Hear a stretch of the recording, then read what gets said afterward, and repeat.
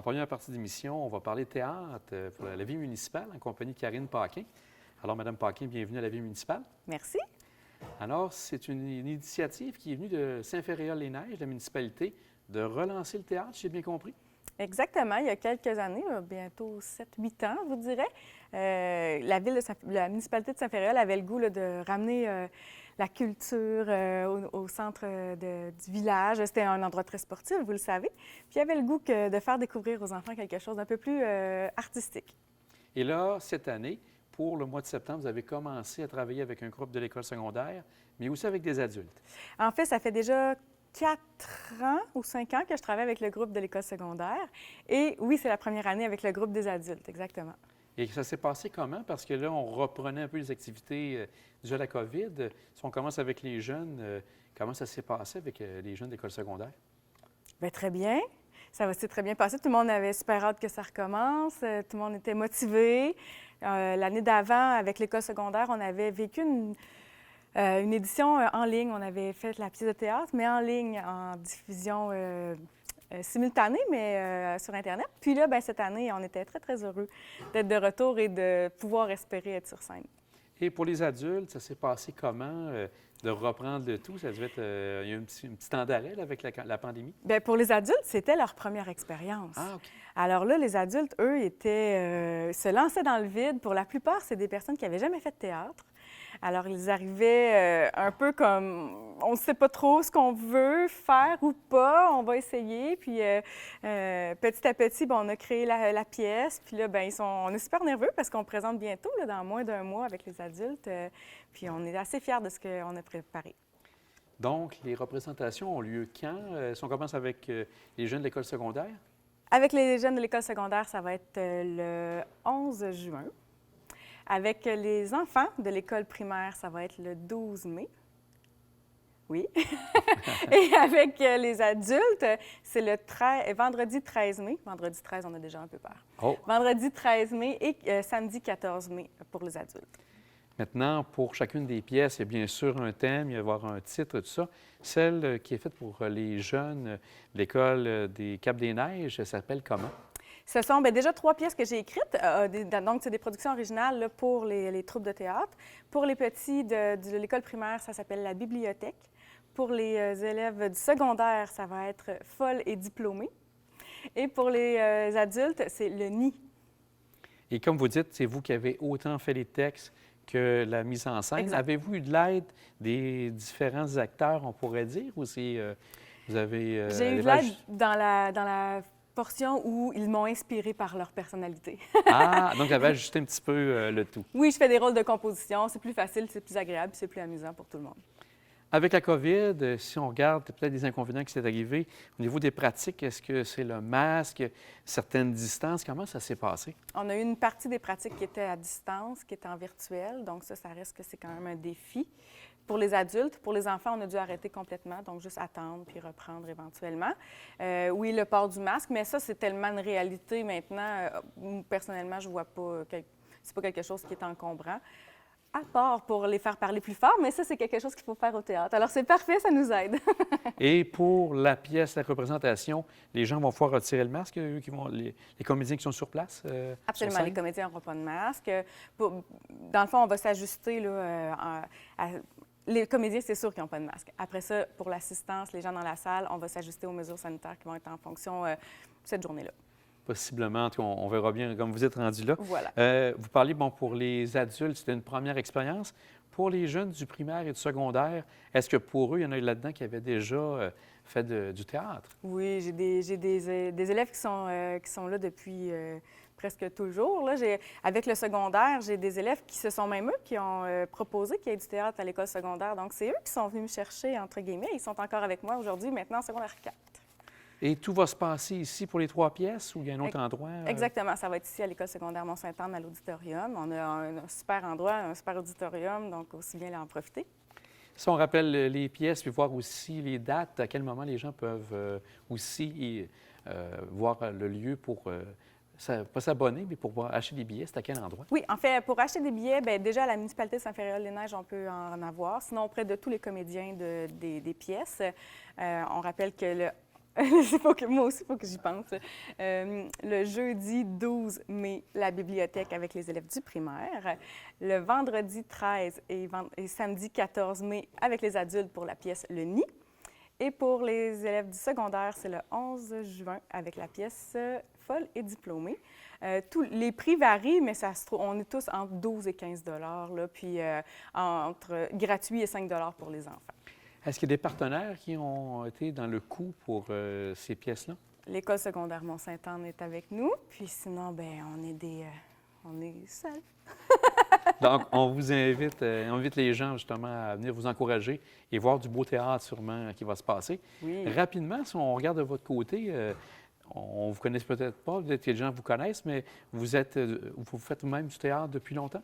Moi, j'ai étudié en théâtre, dans le fond, tout ce qui est collégial. Fait que j'ai fait mon collégial en théâtre. Ça fait des années que je suis prof de théâtre. Avant même d'emménager dans la municipalité de Saint-Férél, j'étais prof de théâtre. Fait que ça se compte en plus de dizaines, voire vingtaine d'années. Oui. Alors, mais maintenant, je consacre principalement mon talent, si on peut se dire, à enseigner aux autres plutôt qu'à jouer sur scène. Ouais. Et entre les deux, est-ce que vous avez une préférence avec le temps, soit d'enseigner ou de jouer? C'est très difficile à choisir. Hein? Enseigner. Parce que je le fais tellement. Ça fait tellement d'années que je le fais, j'adore ça, oui. Et de jouer, peut-être éventuellement, ça reviendra? Peut-être un jour, quand j'aurai quelqu'un qui pourra faire toute la partie du travail que je fais derrière. Parce que là, pour le moment, il n'y a personne Parce que je fais, tu sais, non seulement j'écris les pièces, je suis la metteur en scène, mais je fais aussi la technique, donc musique et tout ça. Donc, il va falloir que je trouve quelqu'un pour me remplacer. Et c'est pas demain que ça va arriver, je pense. Madame Paquin, en terminant, je vous laisse l'occasion de vous adresser directement à nos téléspectateurs pour les inviter à venir vous voir. Oui, bien, on vous invite à venir voir toutes nos pièces. Elles sont très drôles, les comédiens sont excellents et vous allez passer une super belle soirée. Un grand merci et bonne chance pour ces événements. Merci beaucoup. Magali, c'est toi qui as eu l'idée de demander à Karine de venir donner un coup de main ici aux jeunes. C'est venu comment, cette idée de faire du théâtre ici à l'école secondaire? Mais au primaire, j'ai tout le temps voulu faire du théâtre, mais c'était pas offert à mon école primaire. Fait que quand je suis arrivée ici, j'avais comme intention de déjà faire du théâtre, mais quand je suis arrivée, il n'y en avait pas. Fait que j'étais comme déçue, puis je suis allée parler à la responsable de la vie étudiante. Je lui ai dit, bien, tu sais, s'il y a une équipe de théâtre, moi, je suis intéressée à venir, puis elle m'a dit qu'il n'y en avait pas. Fait que, ben, j'ai trouvé une gang de filles, puis on est allé demander à Karine, puis c'est comme ça que c'est né. Et de ton côté, c'est une première expérience que tu as fait ou c'était déjà une autre pièce que tu avais jouée avant? Oui, c'est ma première année au théâtre, parce que j'ai toujours, avec tous les films que j'ai écoutés, je trouve ça vraiment impressionnant, tous les jeux des acteurs. Puis en plus, en secondaire 5, j'étais allée voir la pièce de théâtre La Belle et la Bête de mon frère au secondaire ici. Puis j'avais trouvé ça vraiment extraordinaire. Fait que j'ai dit, tant qu'à être à ma dernière année au secondaire, pourquoi pas m'essayer? Excellent. Est-ce que c'est la même chose pour toi? Moi, je suis rentrée avec Magali il y a 4 ans. Puis comme j'étais quand même sa supporter pendant qu'elle faisait toutes les démarches pour que la troupe marche. Puis, ouais, j'aime vraiment ça. Et toi aussi, c'est une première expérience de ton côté? Non, moi, je suis comme entrée dans la même année qu'eux autres, fait que voilà 4 ans quand j'étais en secondaire 1. Puis dans le fond, c'est qu'ils en parlaient à l'intercom, fait que j'étais allée m'informer. Puis j'ai toujours trouvé que le jeu de acting, c'était le fun. Fait que j'étais allée m'informer, puis j'ai full aimé ça, puis j'ai eu ma première année. Puis là, ça fait 4 ans que je fais du théâtre. Vous êtes combien de filles en tout qui jouaient la pièce? Une dizaine à peu près? Ouais, 12. On est 10? On est 10. Et ton côté, toute jeune, tu es la plus jeune de toi dans le groupe? Non, il y a plusieurs personnes en secondaire 1, là, mais d'abord, j'ai commencé au primaire. Puis, c'est ça, j'étais à Saint-Féréol, puis il y avait le théâtre qui était offert. Fait que je me suis inscrite, puis j'ai continué au secondaire, là, parce que j'ai vraiment aimé ça. Puis vous avez une belle troupe, les gens, ça vous entendez bien vraiment, ensemble? c'est le fun. Ouais. Bien, on vous souhaite bonne chance, puis plein de personnes venir vous voir, voir votre pièce. C'est ça. Merci 11 juin. beaucoup. 11 juin, Oui, c'est ça. on sera là. Venez nous voir. C'est bon.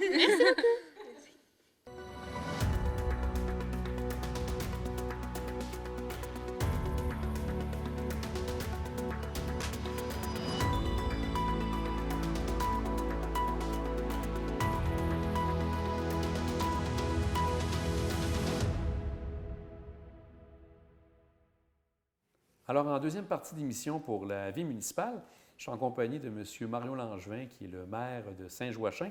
Bonjour, M. Langevin. Bonjour. Alors, M. Langevin, vous êtes nouvellement élu, donc il serait intéressant de savoir quel métier vous avez fait et si vous continuez à travailler. OK. Oui, j'ai passé ma vie dans les bureaux à faire agir comme contrôleur pour Équipement Picard, entre autres. J'ai été 41 ans là. J'ai fait un bac par mes soirs. Ça m'a pris 15 à 20 ans. Faire mon bac de soir avec la famille, puis avec toutes sortes d'affaires. Oui. Écoute, puis à travailler pour une entreprise privée, là, j'ai donné pas mal. Puis dans ce bac-là, c'est un bac multidisciplinaire qui comprend un certificat en administration, un certificat en comptabilité, puis un certificat en ressources humaines. Fait que ça me donnait une bonne base dans plusieurs domaines. Là, Et là, vous continuez à travailler encore, j'ai bien compris? Oui, j'ai arrêté après 41 ans chez Équipement Picard, puis après ça, j'ai arrêté quelques mois et j'ai été approché par Unico, qui est à Beaupré, pour aller lui donner un coup de main au niveau administratif, tout mettre de l'ordre là-dedans. Fait que je suis là depuis 4 ans.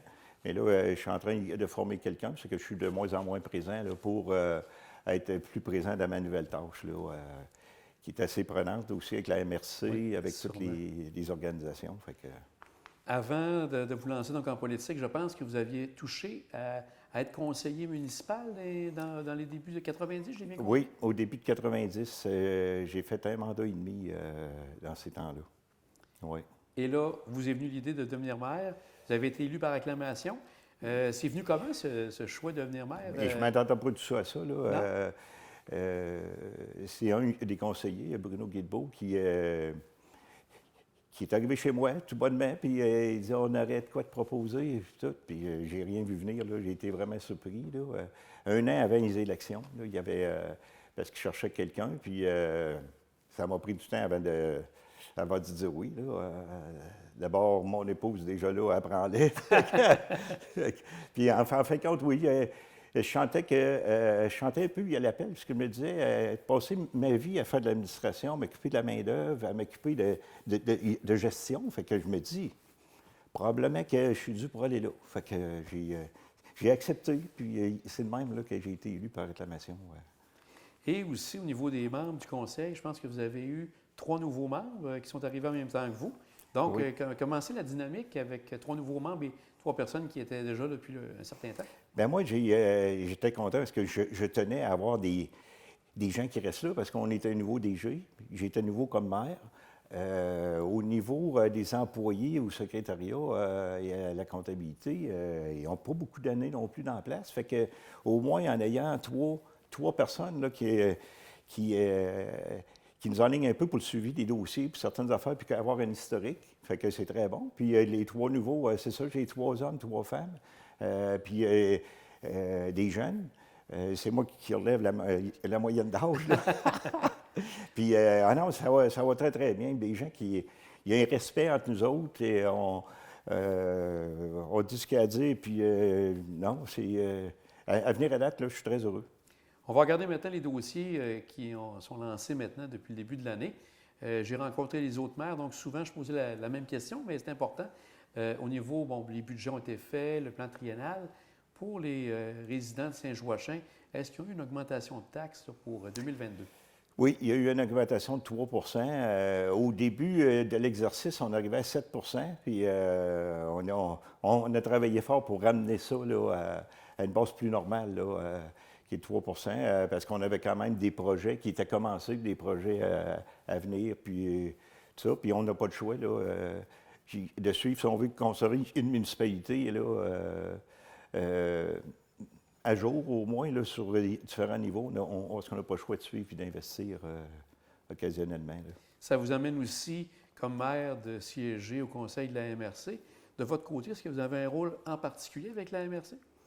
Oui, je me suis impliqué au comité de la finance.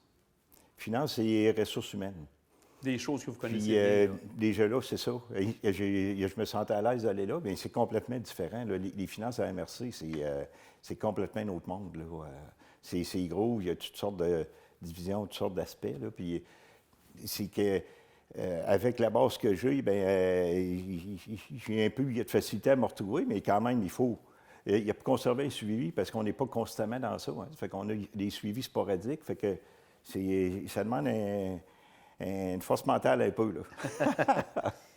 À Saint-Joachim, une des parties importantes au niveau de l'industrie, c'est bien sûr le tourisme. Donc, est-ce qu'il y a des éléments particuliers que vous voyez qui vont se réaliser pour 2022? Si on pense à, vous avez les gens viennent ici pour l'église, viennent pour le Cap Tourmente, Canyon, la Grande Ferme. Avez-vous des éléments que vous regardez pour 2022 en particulier au niveau tourisme? Au niveau du tourisme, je vous dirais que non, mais au niveau des activités, on a quand même plusieurs activités, comme il y a le Festival de Loi des Neiges là, qui va reprendre cette année après 2 ans d'arrêt, même 3 ans, je ne me trompe pas. On a bien hâte, puis on sent que les gens sont mûrs pour sortir, puis avoir un peu de ventilation. Là, puis on a aussi avec, qui c'est que j'avais? Vous avez le Tour du Cap qui revient aussi Le Tour du en Cap. juin. Puis on a aussi une activité de cyclistes. Ah oui? Oui, Tour cycliste, c'est une grosse organisation qui est provinciale, puis tout, puis qui viennent, c'est vers la fin d'août. Il y a un samedi là, qui vont tout être, ça va être pas pire à voir ça va être une belle activité. Au niveau de vos services aussi, vous partagez certains éléments avec Beaupré. C'est quel service que vous avez avec Beaupré? Mon Dieu, avec Beaupré, on a beaucoup. On a l'incendie, l'assainissement des eaux, la bibliothèque. Il y a la piscine qui s'en vient aussi. Je vais regarder mes notes parce qu'il y a beaucoup. Oui, on a. J'avais. Oui, effectivement, il y a la piscine qui s'en vient. Il y a la boirie, il y a le déneigement, les vidanges. C'est tout en lot et négociation, fait qu'on en retire des avantages.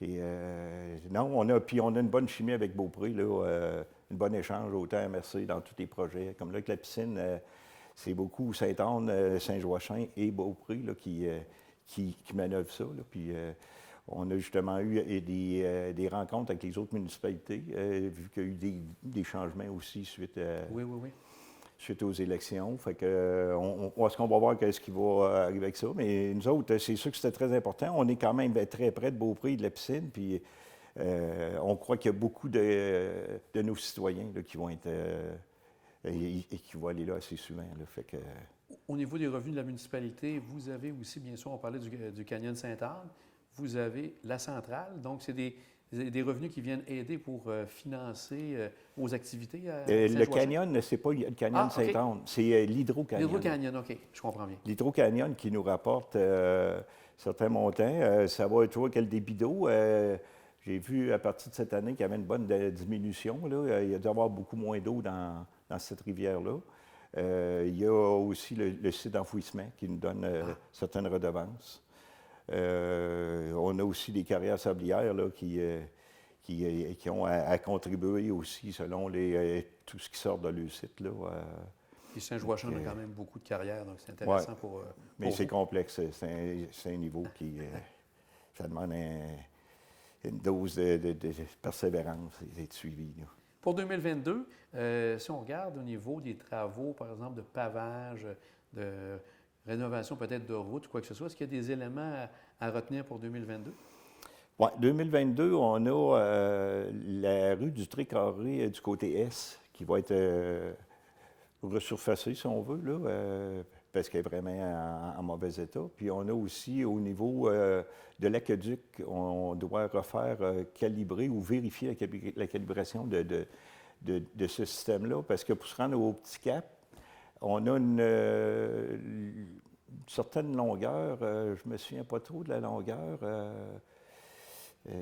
quelques centaines de pieds en tout cas, il est plus petit que le reste du réseau. Ah. Fait que là, pour le mettre tout égal, parce qu'il y a le coffre à l'eau de la Grande Ferme, mais du séminaire là, en haut du Cap Tourmente. Oui.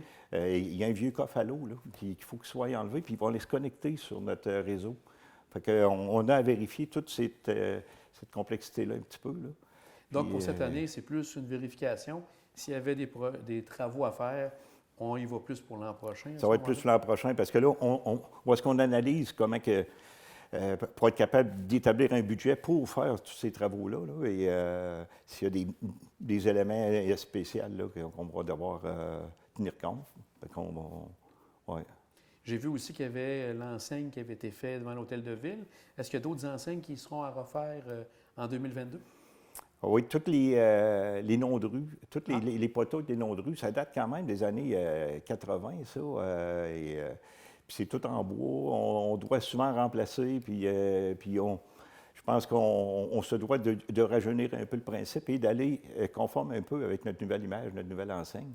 Fait que ça devrait tout se faire là, en 2022. Là, ça va peut-être remplacer, puis où est-ce que les noms de rue vont être bien visibles. Là. Si on regarde autour de l'Hôtel de Ville, l'an passé, il y a eu le Chalet des loisirs qui a été certaines modifications qui ont été faites. Oui. Est-ce que autant pour l'Hôtel de Ville que dans les bâtiments autour ou les terrains autour, est-ce que vous avez des projets aussi pour Saint-Joachim? Oui, parce qu'à l'Hôtel de Ville, on se rend compte qu'elle existe depuis un bon moment, puis elle n'est pas conforme. Parce que là, on voulait faire certains travaux, puis on s'est fait dire qu'elle n'était pas conforme. Au niveau où il y a des sorties en haut, on n'a aucune autre sortie que celle d'en avant. S'il arrivait quelque chose, ça prend une autre sortie, ça prend quelque chose. Là. Puis en plus, qu'on voulait faciliter les gens en perte d'autonomie, à nous visiter, qu'ils ne soient pas exempts à cause de la situation. Fait qu'on est tout en train de regarder ça. Il va y avoir des investissements importants. Mais c'est parce qu'on voit qu'il y a des programmes qui vont nous aider à faire ça, qui vont financer une grosse partie du projet. Là. OK. Ça fait qu'on se dit c'est probablement le bon temps. Là. Fait qu'on est sur des analyses, là, puis regarder des plans pour faire ça. Est-ce que les travaux auraient lieu pour 2022 ou c'est un petit peu plus tard? Comment vous voyez ça actuellement? Ça dépend de... je ne sais pas si on est restreint en termes de temps, là, d'après notre demande d'aide. Mais parce que ça va être quand même, il y a des bons travaux. Le fait d'aller en soumission, de tout terminer les plans, je ne sais pas à quelle vitesse ça va avancer. Puis sur le terrain, comme vous dites, il y a peut-être... est-ce qu'il y a des terrains avec des projets avec la piscine, des éléments que vous regardez aussi? Ah, la piscine ici sur place, là, Oui. la piscine ici sur place, c'est parce qu'on se rend compte qu'il n'y a pas d'ombre nulle part. Il n'y a pas d'arbre, il n'y a rien. C'est que les gens qui sont à la piscine là, sont constamment en... Puis le soleil, d'aujourd'hui, c'est pas le soleil de 40 ans. Là. Il est malin, il est fort. Fait que là, on va faire un toit. Une partie de toit qui servirait aux gens de la piscine et une autre partie du toit qui irait vers le jeu de pétanque. Ah! Ou qui pourrait servir à d'autres fins du côté sud. Fait que il y aurait, je pense que tant qu'à faire une base, là, elle va servir autant à la piscine que de l'autre bord. Ça va être intéressant. Je pense que les gens vont pouvoir plus apprécier de venir jouer ou quelque chose parce que c'est sûr qu'à 25 degrés avec un soleil intense, puis tu n'as pas de place pour te cacher, c'est... Ça peut être difficile. Oui, oui. Fait que, puis là, on a un jeu de pickleboard, là, de pickleball, Oui. qui s'en vient, qu'on veut faire sur la patinoire. Ah! Vu qu'elle est asphaltée, on va faire 2 terrains de pickleball là-dessus. Donc, c'est d'autres projets. Donc, Et tout est en train de se mettre en marche là, pour cet été, puis on a bien hâte, c'est le fun. bien, M. Langevin, on regarde le dynamisme que vous avez, puis on voit que ça bouge à Saint-Joachim. De belles années en vue pour votre mandat. Bien, félicitations encore pour votre mandat, puis Ouais, bon merci. été, puis une bonne année 2022. Merci beaucoup, ça m'a fait plaisir. Merci.